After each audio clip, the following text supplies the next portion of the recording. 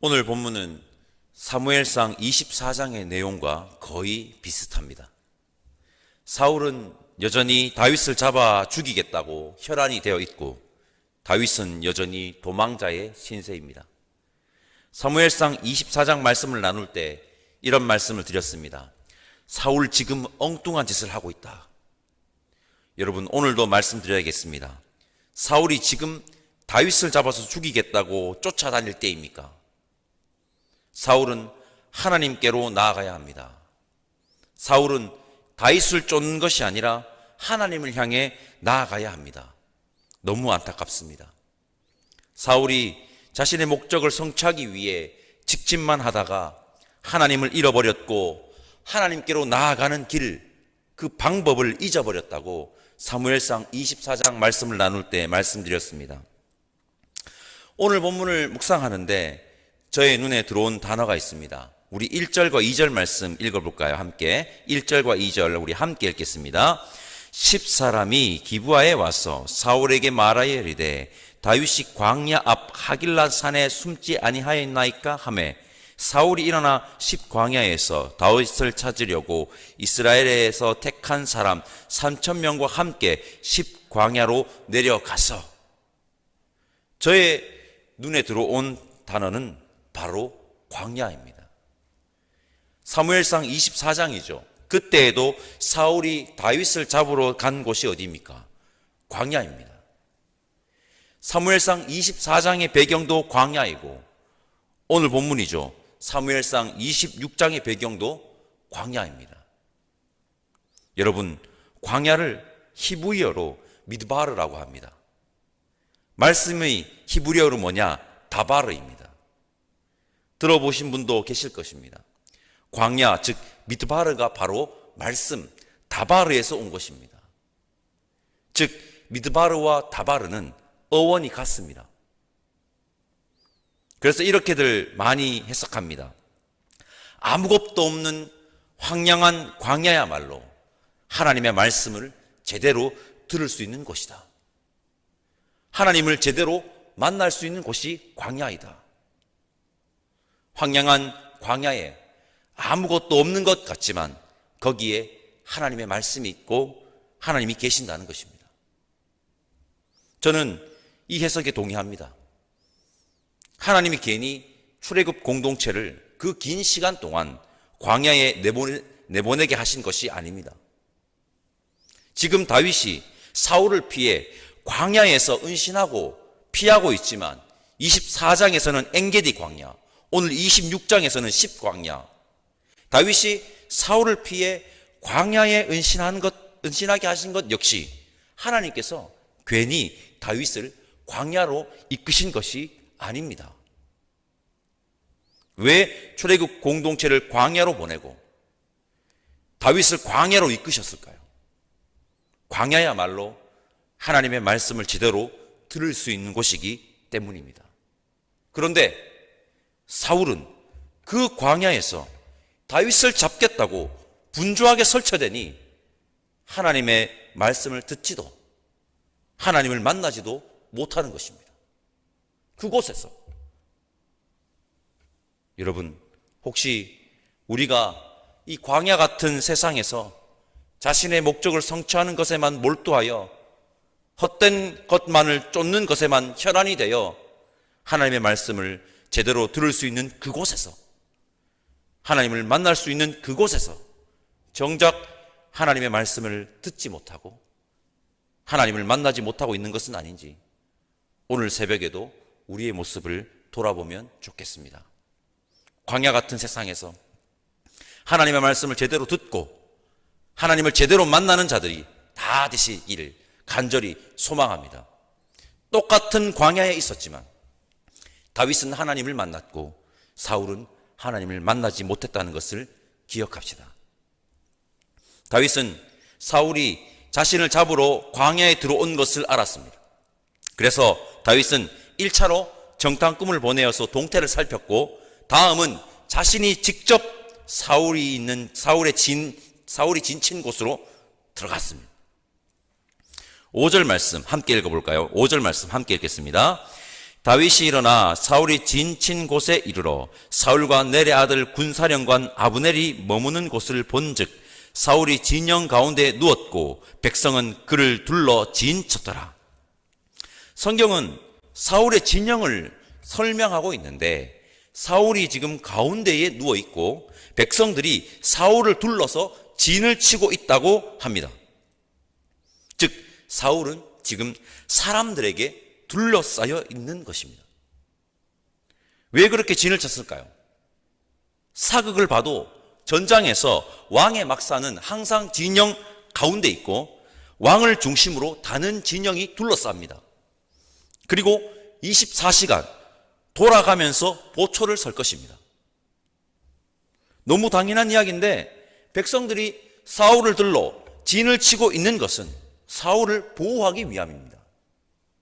사울을 보호하기 위해 진영의 가운데에 사울이 있고 백성들 즉 사람들이 사울을 둘러서 진을 치고 있는 것입니다.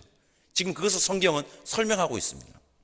여러분, 사울은 사람들의 말을 의지했고 사람들의 보호를 의지했습니다. 그러나 다윗은 사람들의 말에 휘둘리지 않고 하나님의 말씀의 중심을 잡았으며 다윗은 하나님의 보호를 의지했습니다. 이것이 다윗과 사울의 차이입니다.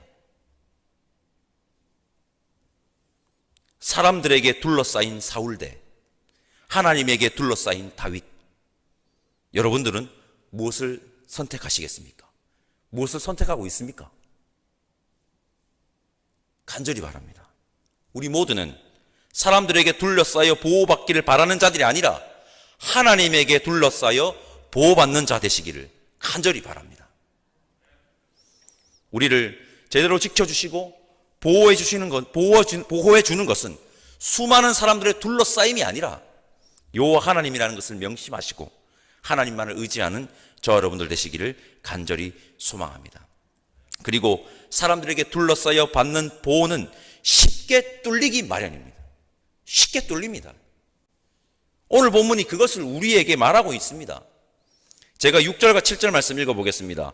이에 다윗이 헷사람 아히멜렉과 스루야의 아들 요압의 아우 아비새에게 물어 이르되 누가 나와 더불어 진영에 내려가서 사울에게 이르겠느냐 하니 아비새가 이르되 내가 함께 가겠나이다. 다윗과 아비새가 그 밤에 그 백성에게 나아가 본즉 사울이 진영 가운데 누워 자고 창은 머리 곁 땅에 꽂혀 있고 아브넬과 백성들은 그를 둘러 누웠는지라. 누워 있으면 뭐합니까? 둘러싸고 있으면 뭐합니까? 사울은 수많은 사람들이 자기를 둘러싸고 있기 때문에 안전하다고 여기고 깊은 잠에 들었겠지만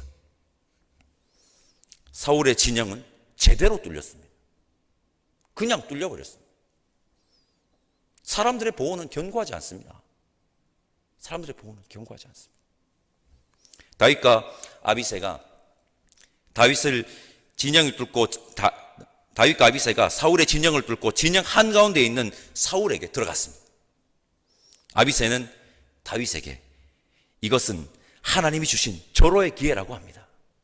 그리고 자신이 사울 머리 곁에 있는 창으로 단번에 처리하겠다고 충심을 나타냅니다. 이런 마음이었을 겁니다. 다윗께서 손에 피를 묻히지 못하신다면, 기름 부은 자를 처단하지 못하신다면 제가 대신해서 손에 피를 묻히겠다는 것입니다. 그러나 다윗은 아비새의 충심을 물립니다. 다윗은 이렇게 말합니다. 우리 9절에서 11절까지 말씀 함께 읽어보겠습니다. 9절에서 11절까지 함께 읽겠습니다. 다윗이 아비새에게 이르되 죽이지 말라.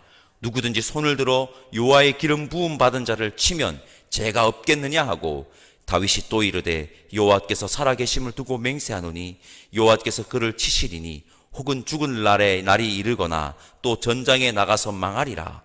내가 손을 들어 여호와의 기름 부음 받은 자를 치는 것을 여호와께서 금하시나니 너는 그의 머리 곁에 있는 창과 물병만 가지고 가자 하고.